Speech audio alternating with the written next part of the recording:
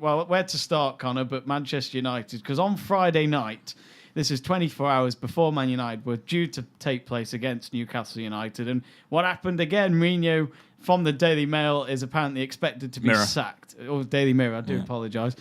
He was expected to be sacked from the board after the match against Newcastle. But amazingly, 2-0 down at half-time, and it looked to be his last game as the United manager. But what happened? They come back out of nowhere, and who'd have thought it? Alexis Sanchez with a 90th minute winner, and it could have saved his job. That's what one of the commentators said after the game. But Conor, I honestly don't think it's really changed anything, because if you look at that first half, it really was a game of two halves where Newcastle played really well, but the defence of Man United was dreadful yet again. The best analogy I've seen so far was that the win over Newcastle was a little plaster over what is a gaping gash in the body of Manchester United that needs several stitches in order to mend it. Because I think this one win doesn't really do much for Jose Mourinho moving forward. It gives him a bit of time, but there's still a lot of work that needs to be done. Like I was saying in our group chat over the weekend when we were discussing it, I think he's got about until the end of November to really sort things out. So that's the next 5 games, is it? Yeah. It's the end of November. I think if he's not sorted things out by then, if United haven't improved their position, then I think he's probably gone.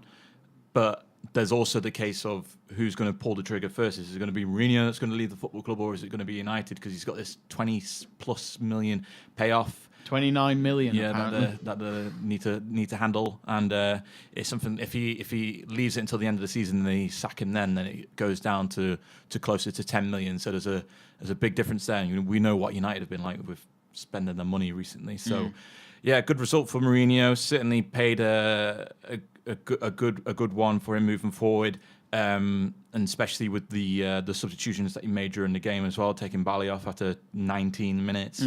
Because that needed to be sorted out after going 2-0 down in the opening 10.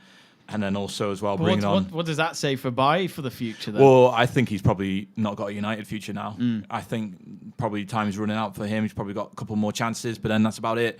I think it's probably under fault of his own, because really he's not been handed a lot of chances because United's so rotational at the moment.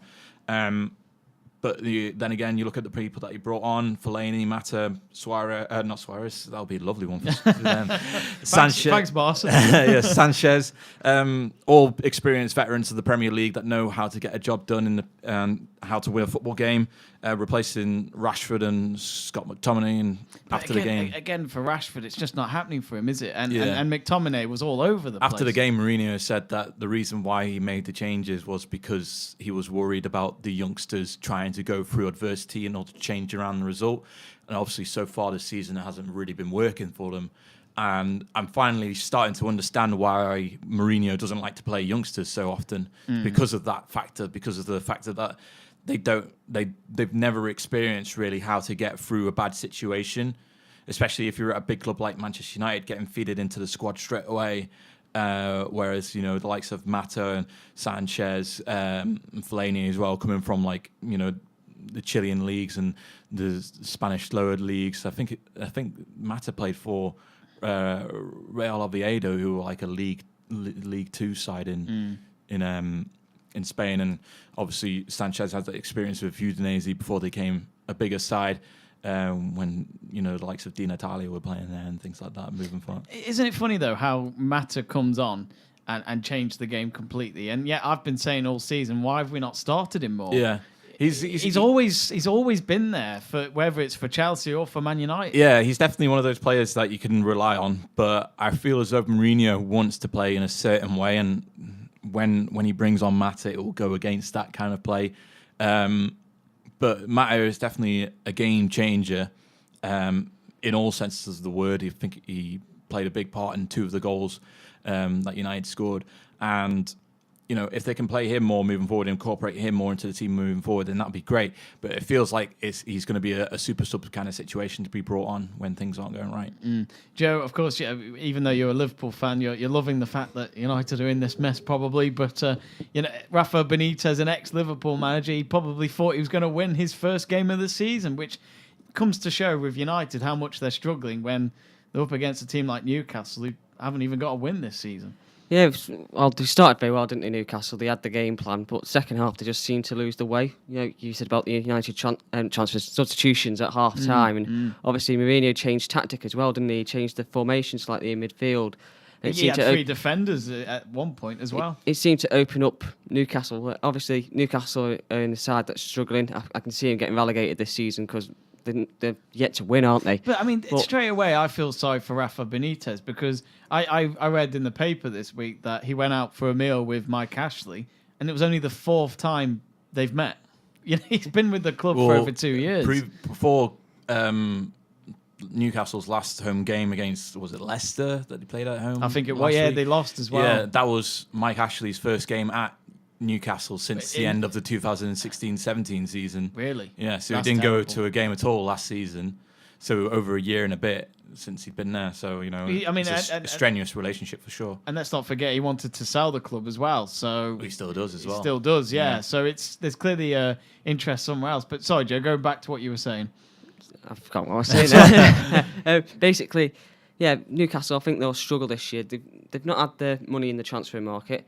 And back with what you were saying with Rafa, if you're sorry for him, he's a very loyal person. He'll stick with the club until he can't do anything else. And I think he'll only move if he sees a better opportunity there. Don't know where that will be.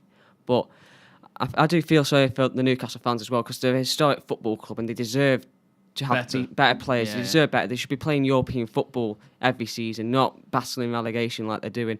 I think second half, Mourinho's substitutions were inspired. Does it pave over the cracks? Maybe a little bit. But I think only for now. But only for now. A few days. Yeah. And Sanchez, about time he scored for United, really. Yeah, well, it's just one of the few of world-class players that on paper should be doing it for Manchester United. But, okay, we can all agree that it's only for a few days, isn't it, that Mourinho's going to get that, great win. But come the international break, when that finishes, United have got to go to Stamford Bridge, Conor.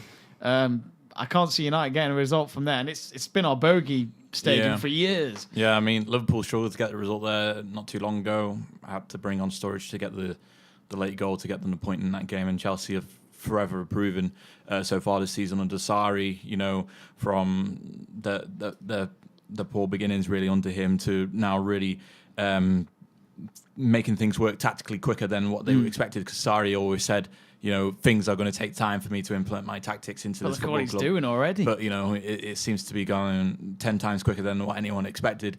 And, you've got the likes of Hazard and Kante really, really benefiting from the situation. Morata's finally getting on the goal-scoring sheet as well.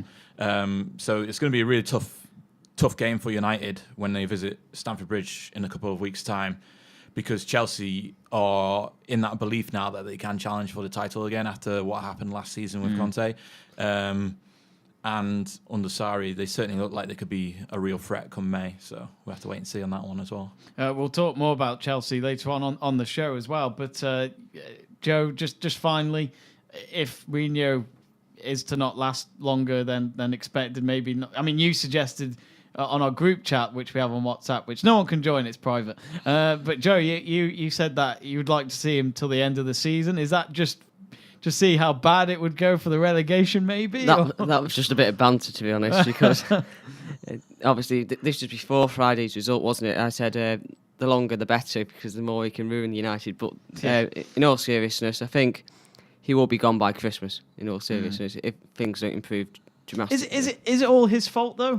No, I don't think. No, it is. it's a mixture. Like I said last week, the whole club needs stripping down from boardroom all the way through to the management and a new structure putting in place. Like Gary Neville said on Friday night, was it when he did the Brighton game? Yeah, he said it's the boardroom. If they're not hiring the right people, then eventually you've got to look at yourself and say, I'm not right for this football club, I'm not making the right decisions, and move on.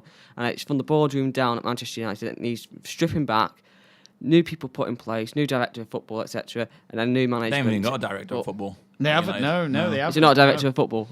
No. Whoever. I kept thinking Fergie was, but obviously he's not. But he'll be a great director of football. Yeah. But United probably won't make the role. No. I mean, City already ahead of them in that front, so they need to start playing catch up.